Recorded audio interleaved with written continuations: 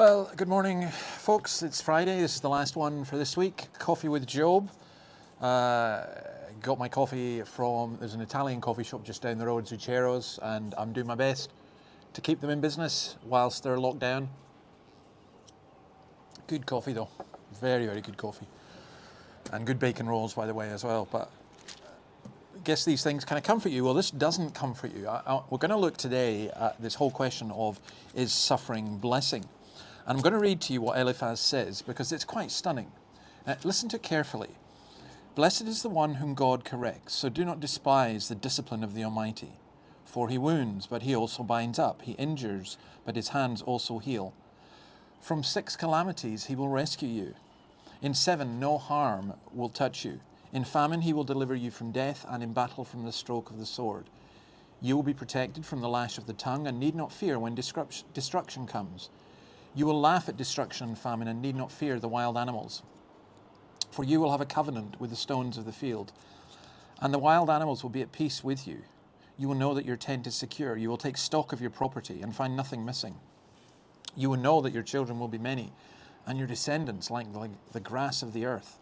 You will come to the grave in full vigor, like sheaves gathered in season. We've examined this, and it is true. So hear it and apply it to yourself. All you can do is commit your case to God. Don't despise the discipline of God. And Eliphaz says, basically, listen to us. Now, what's wrong with this? Suffering is a means by which God disciplines and chastises. Hebrews 12, verses 5 to 11. The Lord disciplines those he loves. Look at verse 17 here. Blessed is the one whom God corrects.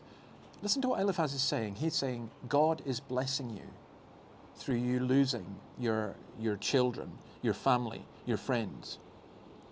God is strict, but God is also kind, and he's going to bring remedies here. But what's the problem with this? Well, there's huge amounts of problems. First of all, what happened to Job was not corrective. It was not discipline, but it appears to Job as injustice. If it was discipline, it was disproportionate. It's like your child steals a sweet and you chop off their hands. It was also crassly insensitive, saying your descendants will be many to a man who's just lost all his family. You see, what's wrong here is not that the statement is not true, but that the statement is not the whole truth. It's not whole. There's a dark side here. And of course, there is this gross insensitivity. I read this, I thought this was good. What kind of comfort is this? Telling a man certain things he has believed all his days, speaking them in conventional religious terminology. Do you know at the end of the book, when we eventually get there, chapter 42, verse 7, after the Lord had said these things to Job, he said to Eliphaz the Temanite, I am angry with you and your 2 friends, because you have not spoken of me what is right, as my servant Job has. This was not speaking of God, what is right. I heard this from someone, I can't remember who it was, but I thought it was excellent. Eliphaz is a dangerous man who speaks the truth at the wrong time and in the wrong spirit. His view of Job was wrong. He thought that Job had turned away from the truth. His analysis was wrong. There's the blindness of spiritual pride here. There's the arrogance of the overconfident and the sin of those who are unteachable and thus cannot recognize what God is doing. He has a simplistic and mechanical view of God. There's no room for a developing relationship. This is God in a box. And the God of the Bible is very, very different from that.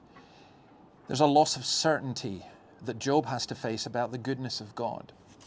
Now, I think in all of this, we need to be really careful in counseling. Oswald Chambers says the pseudo-evangelical line is that you must be on the watch all the time and lose no opportunity of speaking to people. And this attitude is apt to produce the superior person. It may be a noble enough point of view, but it produces the wrong kind of character. It does not produce a disciple of Jesus, but all too often a person who smells of gunpowder, and people are afraid of meeting him. Who are the people who have really benefited you? They are never the ones who think they do, but those who are like the stars of the lilies, no notion of the prig about them. It was this kind of pseudo-evangelism, so unlike the New Testament evangelism, that made Huxley say, I object to Christians, they know too much about God.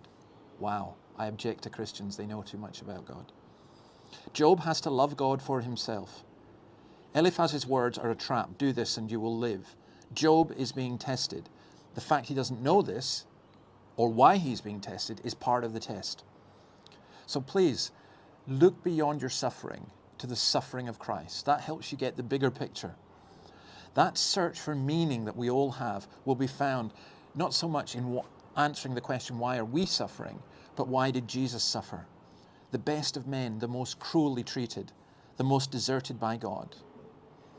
We don't rush into judgment. In Isaiah 53, people saw a man who'd been forsaken by God, a man they could not look upon. He was so ugly. They saw a man cursed of God. God saw his appointed servant. Okay, a wee bit longer today because we're just going into the weekend. Join us on Sunday when we look at the Romans 8, Road to Hope. Also, if you go on to the Quantum podcast, I've got a special out just now on the danger to women. And I'd appreciate your thoughts and feedback on that. It's quite a dangerous one to do. But meanwhile, I'll just leave you with this.